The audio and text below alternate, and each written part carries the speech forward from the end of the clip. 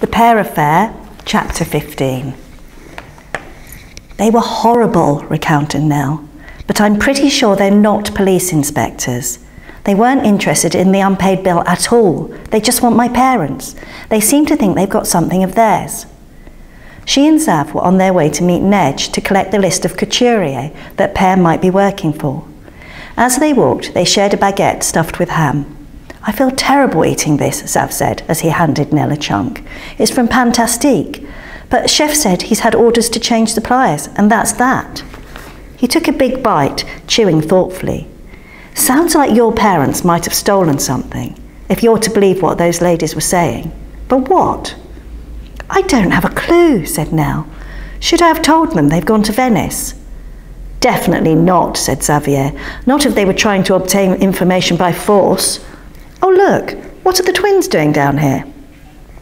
Outside Crown Couture, two outlandish figures were waiting for them, dressed up to the nines in long trailing dresses and white lace hats. The brims of the hats were so wide they obscured their faces. Hey, said Paul, strutting up to meet them as if he were on a catwalk. Do you think we look the part? Who said you could help, said Xavier. Oh, please, said Paulette. We saw Nej this morning when she was on her way to work, and she told us all about it.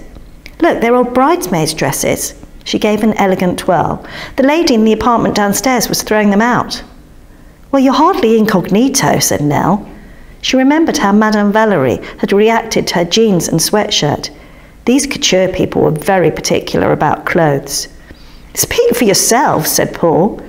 Zav and Nell looked at each other, taking in their bellboy costumes. Paul was quite right. They did look like an odd bunch. Paul snorted and then tripped over the train of his dress, and they all burst out laughing.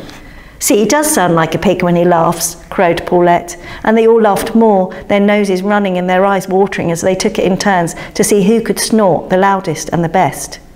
Stop it, said Nej sternly as she slipped out of the Crown Couture door. You're drawing attention to yourselves. I've got about a minute before Madame Gisette notices I've gone. She thrust a slip of paper at Nell.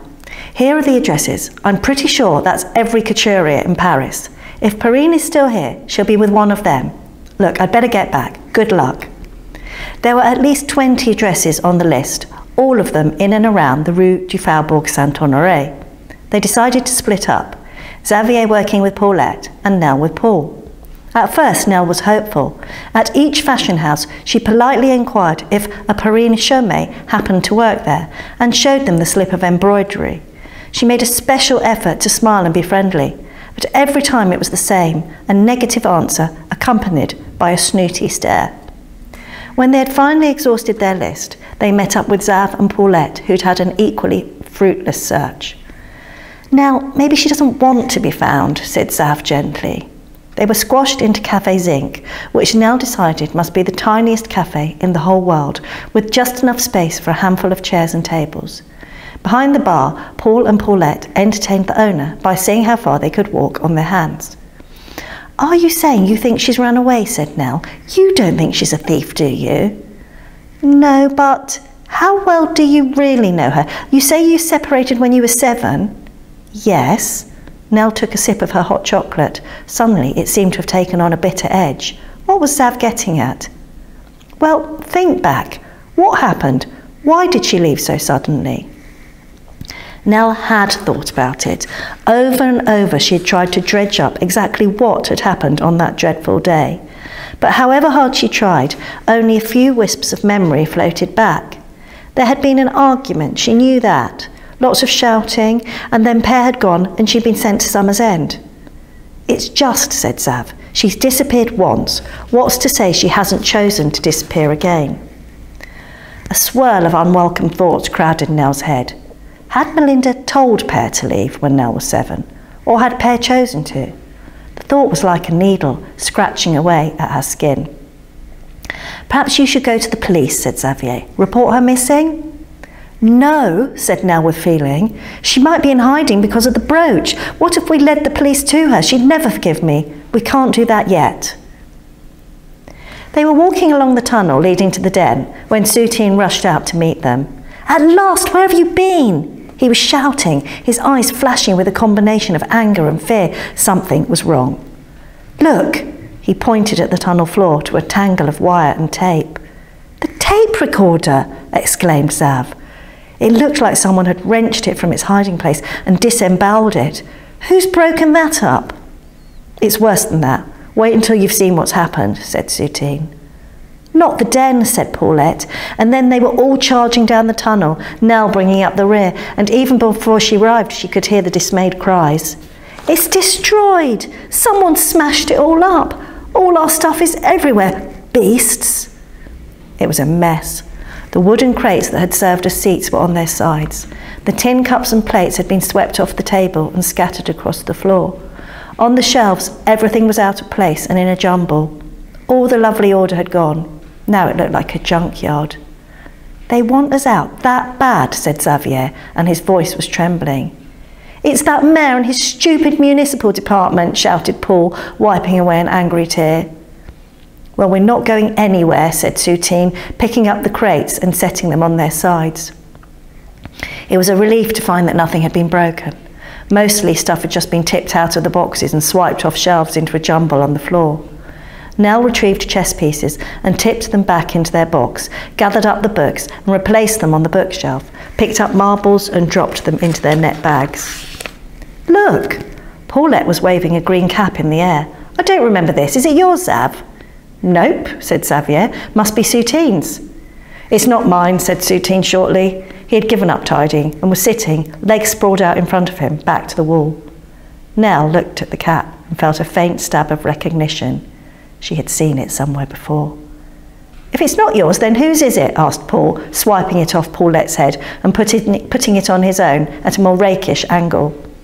And then Nell remembered. The boy from Belleville had worn a green cap exactly like this one. What was his name? Emile, the one who had shown her Pear's apartment. He had worn it like Paul was wearing it now, just off centre, so the peak pointed off to the side. Well, it's obvious, isn't it? Soutine looked up angrily. Whoever did this, he swept his arm out to indicate the mess, dropped their cap. It's a clue, isn't it? Wait until I find out who it belongs to. Is there a name in it? Asked Zav. Paul took it off and examined the inside of the cap. Nope, he said. I met someone who has a cap like that, Nell ventured, reaching out and taking it. The fabric was soft, the way it gets after it has been washed multiple times. What do you mean you met someone who has a cap like that? Soutine asked suspiciously. Have you got something to do with this? He stood up and took a step towards her, his eyes glittering. Of course she doesn't, interrupted Xavier. Do you, Nell? No. She turned the cap over in her hands. Hundreds of people must own caps like this. Just because it was green didn't mean it was Emile's. He had helped her. Surely he wouldn't be involved in something as destructive as this. Nevertheless, a lump sought its way into the back of her throat. Xavier and Soutine were regarding her intently. It doesn't mean it's his, she said. I met him when I was looking for Pear, near Rue Julien Lacroix. The Belleville bunch, said Xavier. What have they got against us? We'll go and smash their den up, see how they like it, said Soutine, his fists clenched.